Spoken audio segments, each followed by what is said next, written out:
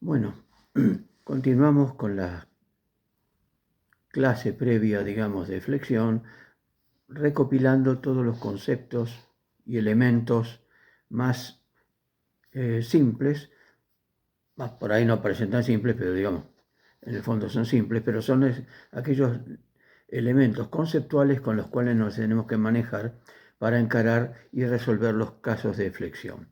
Habíamos visto en una primera parte que ese momento flexor estaba siempre relacionado con la variación de la posición en el espacio de una barra, que recto estamos estudiando, que llamábamos elástica de deformación. Es decir, esa curvatura que aparecía. Y habíamos visto también, habíamos deducido, que la curvatura iba a depender también del valor del momento flexor en la sección. Es decir, que lo de estática para el momento flexor sigue siendo totalmente necesario, ya ahora es imprescindible, saber dónde tenemos los valores de momentos flexores más importantes, porque en esa zona de la pieza se van a producir las deformaciones por flexión más importantes. Una cuestión más que tenemos que agregar ahora, que a diferencia de solicitación axil, que era muy simple la nomenclatura, ahora nos vamos a encontrar con que si miran en la literatura o en algún libro o en páginas técnicas, se van a encontrar con que hay una muy grande cantidad de casos de flexión separados, o digamos, cada uno con sus características particulares. Y eso puede llegar a traer algún tipo de confusión, y vamos a aclararlo ahora. ¿Qué ocurre? Vamos a mirar acá un poquito. Vamos a resumir un poquito lo que vimos la clase pasada. Habíamos estado hablando de que dependíamos dentro del periodo elástico lineal de la ley de Hooke, y habíamos comentado que los valores de la tensión, como la deformación en una sección transversal era lineal respecto de un punto que habíamos llamado, o de un eje que habíamos llamado eje neutro, y esa variación lineal implicaba que también las tensiones iban a tener distintos valores en los puntos de la sección transversal, a diferencia de solicitación axil, en que en una sección transversal, en todos los puntos, todos los elementos de superficie, digamos, más académicamente, teníamos el mismo valor de tensión normal. Ahora no, ahora vamos a tener más tensiones cuando más alejados estemos de ese lugar geométrico, de los puntos que no tenían deformación y que llamábamos eje neutro. En resumen, entonces, nos vamos a encontrar que partiendo de esto, la deducción la haremos en clase sobre el pizarrón. Ahora quiero ir a la parte conceptual.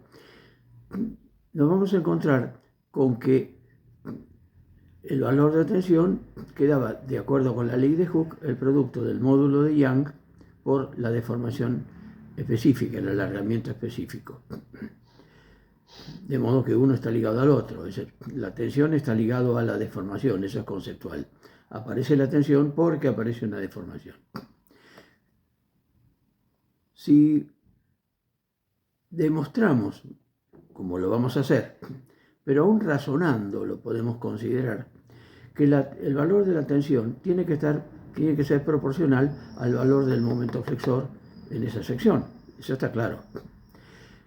También está claro que va a estar en función de una distancia y, digamos, por llamarle de alguna manera, que es la distancia de cada elemento de superficie dentro de la sección transversal, respecto de la cual estamos calculando el valor de la tensión. Me interesa la tensión dentro de la sección transversal en este punto. Normalmente, por supuesto, son los más alejados, pero podría ser cualquier otro, por alguna circunstancia particular.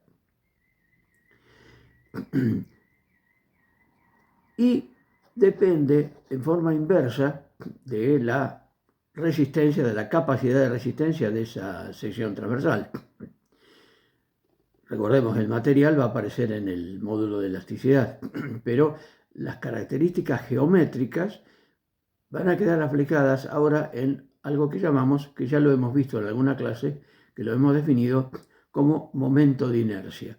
¿Por qué el momento de inercia? Momento de inercia porque vimos en la primera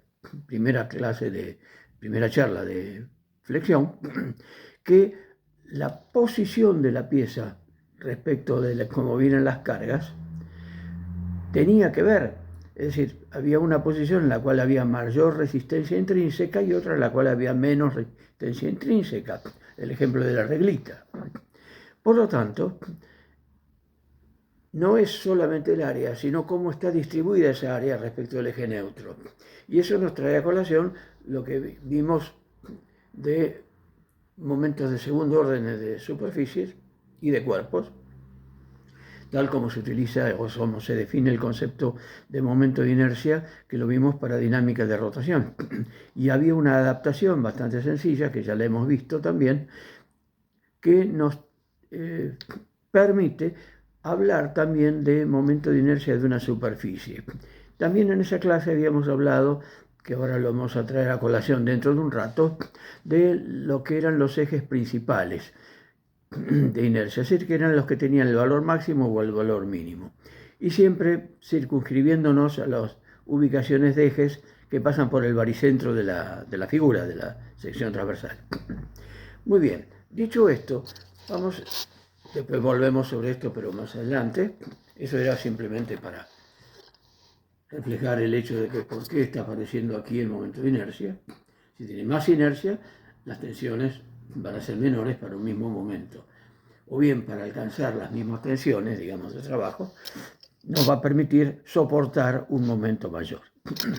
Ahora bien, vamos a las denominaciones y vemos algunos casos muy sencillitos. Supongamos tener una viga simplemente apoyada y la tenemos cargada con dos pares iguales y contrarios en los extremos. Fíjense que en ese caso el diagrama de momentos flexores aparece como una constante y de hecho no va a haber reacciones de vínculo porque un par equilibra al otro y no hay ninguna tendencia a que aparezcan fuerzas verticales que tiendan o que necesiten ser equilibradas por reacciones de vínculo. Por lo tanto, el equilibrio general, que siempre tenemos que asegurar primero, por supuesto, nos está indicando que no va a haber reacciones de vínculo y vamos a tener simplemente un momento flexor constante. ¿Cuándo se da esta circunstancia de que tenemos un momento constante? Puede ser, como en este caso, en toda la viga, o puede ser en algún tramo, en algún sector de la viga, como aparece en algunos casos, por ejemplo, de puentes grúas, que están sosteniendo una carga repartida entre dos carros, con dos ganchos. Hay un tramo donde normalmente se puede considerar que el momento es constante. ¿Cuándo el momento es constante? Para este caso, repito, toda la vida, se habla de flexión pura. Flexión pura. Es decir, que no tenemos nada más, en última instancia. En cambio, cuando tenemos fuerzas aplicadas, como en este caso, ahora aquí sí van a aparecer fuerzas, reacciones de vínculo, y por lo tanto tendremos un diagrama de momentos de flexores y un diagrama de esfuerzo de corte, que aquí por un problema de espacio simplemente los he puesto superpuestos pero con distinto color. Entonces, si me centro en las reacciones de vínculo, voy a ver el diagrama de corte que sube en consonancia con esta, se mantiene constante, donde está la carga vertical baja, viene para acá y otra vez. De modo que este diagramita que hice que en verde estaría representando el valor del esfuerzo de corte. Ahora les comento por qué los he representado a ambos aquí. Por otro lado, tendremos un diagrama de momentos flexores, que en este caso es, por supuesto, elemental y tiene la configuración de este triángulo escaleno que marqué en azul. Muy bien. A este tipo de solicitación, que se diferencia del caso anterior en que el momento no es constante, y no es constante porque hay un esfuerzo de corte. Se lo llama flexión y corte, o flexión transversal, algunos autores la llaman así, flexión transversal. En realidad la flexión siempre es transversal, pero bueno, me parece más claro utilizar, y lo voy a nombrar así en forma sucesiva, flexión y corte, como para asociar, mantener la idea de que tengo esfuerzos de corte que no son nulos y que me están determinando un momento variable. Y en algún lugar tiene un máximo, en este caso también.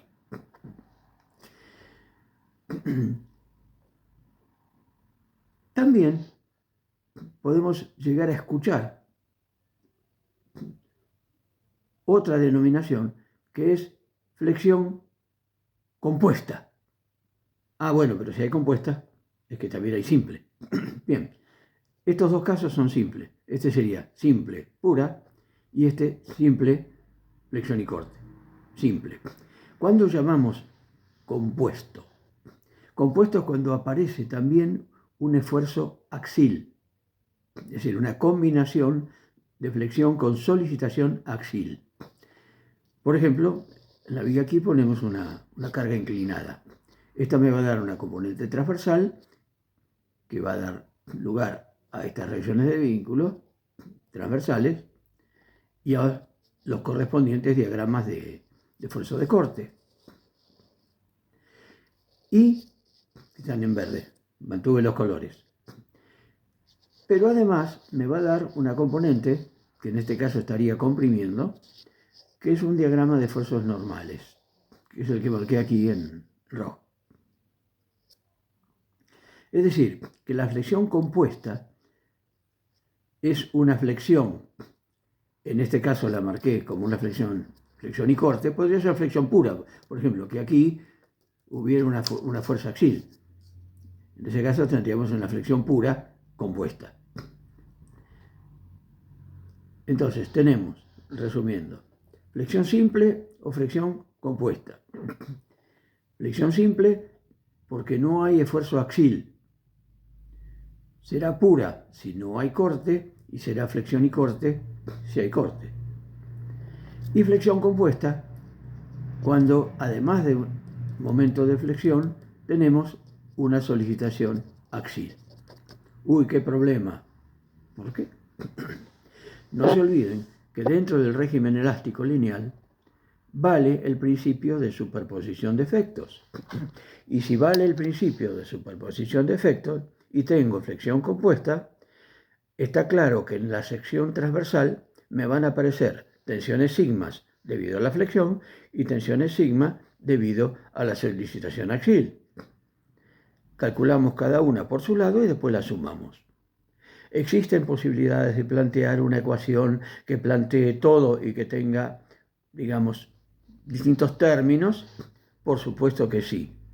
Pero para un curso, digamos, práctico, no tiene sentido complicarse la vida con ecuaciones complicadas, porque es otra ecuación más a tener en cuenta, a recordar o a tenerla anotada en el vademecum, por supuesto, pero es una ecuación más que no es necesaria, no es indispensable. De modo que por un criterio práctico, si uno tiene bien firme ese concepto en período elástico lineal, vale el principio de superposición de efectos como valía para el cuerpo rígido, para la parte de física general, entonces no me asusto, calculo la flexión, calculo la solicitación axil y en algún punto se sumará la flexión, la tensión de tracción de la flexión con la de tracción o compresión que resulte del axil y en otro punto de la pieza habrá una tensión por flexión de distinto signo y otra igual a la primera de la parte de axil y la sumo. En algún caso serán sumar módulos y en otro caso habrá que restar módulos y lo que resulta, resulta. Espero más o menos haber llegado a complicarles bien la vida con un montón de definiciones, pero que son cosas que tienen que manejar, porque si estudian y van a un libro o van a páginas de internet, se van a encontrar con esta denominación y no hay que asustarse porque son cosas fáciles que simplemente están catalogando mejor para definir cada caso de flexión. Por supuesto, uno puede trabajar con criterios generales, no necesita, como plantean algunos autores, unas fórmulas especiales para un caso y otras fórmulas especiales para otro caso. Tenemos una misma fórmula, que es esta, y que después vemos cómo la aplicamos. Y ahora sí, vamos a pasar a la manzanita del postre, que es otra categoría de flexión que suele generar bastante pavor, no susto, pavor, que es el de flexión recta o horror de los horrores, flexión oblicua. ¿Qué será eso, Dios mío? Y se arman unos motetes. Ojo, cualquier estudiante pasa por eso, porque existe la posibilidad también de hacer un tratamiento muy especial, muy elegante desde el punto de vista matemático de la flexión compuesta, que no es en absoluto necesario.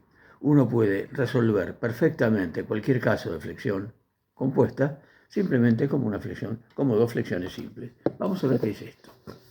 Lo de flexión simple, recta o flexión oblicua, se refiere a la posición de la línea de fuerzas. Es decir, acuérdense que línea de fuerzas es la traza de ese plano donde están todas las fuerzas, pongamos vertical generalmente pues son gravitatorias, ese plano de las líneas de fuerza con el plano de la sección transversal, que me define una línea, así como el plano neutro con el plano de la sección transversal me definían el eje neutro de la sección. Bueno, fíjense acá en estos casos. Tenemos tres secciones posibles de un elemento que está sometido a flexión. Una pieza de sección rectangular, como pueden ser las vigas de los edificios.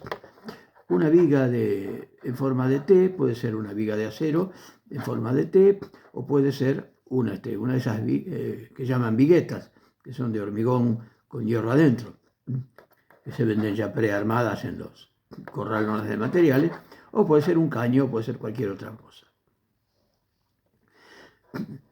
Si la línea de fuerzas, o sea que todas las fuerzas están actuando en un plano vertical, las activas y las reactivas, el eje neutro, en estos casos, resulta ser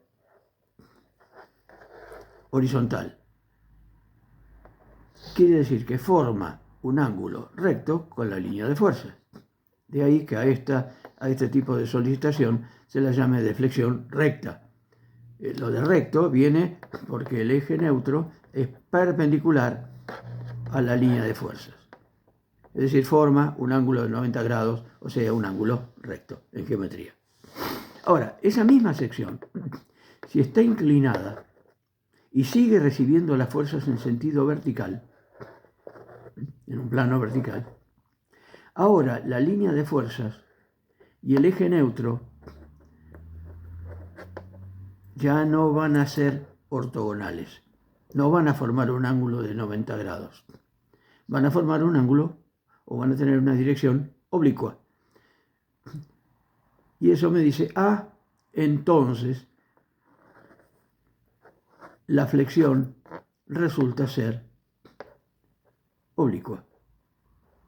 Esa es toda la diferencia. Es decir, no hay que asustarse tanto. Es simplemente más trabajo, más tiempo de resolución. Digamos, el doble. Ahora bien, esto está hecho con algunos casos particulares de sección, pero en general podríamos decir que casi todas las secciones que uno en ingeniería utiliza para construir elementos que están sometidos a flexión tienden a ser netamente simétricos, a tener por lo menos un eje de simetría, como tiene este T. Este tiene dos ejes de simetría, una sección rectangular, y la sección circular tiene infinitos, porque cualquier eje es eje de simetría. Por lo tanto,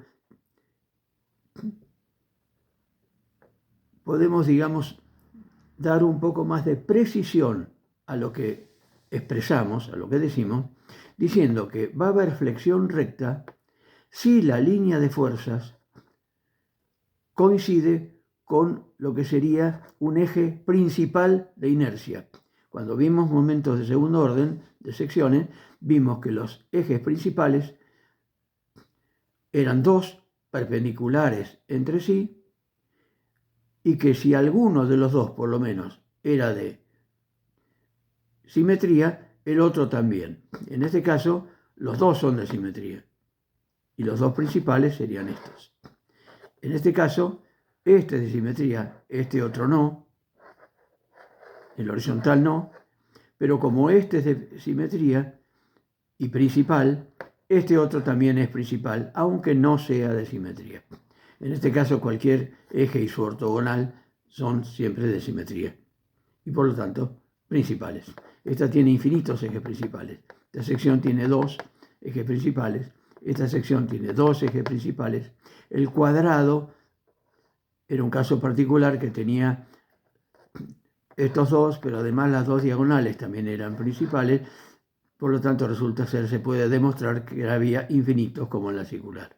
O sea, que el cuadrado es como en la sección circular, tiene infinitos ejes principales. Por lo tanto, una pieza sometida a flexión con sección circular o sección cuadrada, siempre la flexión, no importa cómo esté, es recta. No puede haber flexión oblicua, porque hay infinitos ejes principales y siempre el eje, la línea de fuerzas, va a ser un eje principal y el eje neutro va a ser el otro eje principal perpendicular. Ahora, si la sección, como en estos casos, por ejemplo, tiene sus ejes principales, aquí puse la sección genérica más o menos, pero más o menos uno de los ejes principales sería este, el de mínima, y este otro, el perpendicular, sería el otro eje principal, el de máxima. ¿Cómo sabemos que es de máxima? Y porque cualquier elemento de superficie, respecto de este, tiene menos distancia, respecto de este otro eje tiene más distancia, y por lo tanto, como las distancias van al cuadrado, está muy claro que el eje este es el de mayor inercia y el eje este es el de mínima inercia. Y acuérdense, lo dijimos, lo repito, los momentos de inercia de los ejes principales reflejan el máximo y el mínimo. El valor máximo de todos los momentos de inercia de la sección cualquiera hacia el eje, o el valor menor de todos. Cualquier otro eje tiene un momento de inercia que está comprendido entre ese mínimo y ese máximo. Es un problema conceptual. Pero bueno, volvamos al tema de flexión.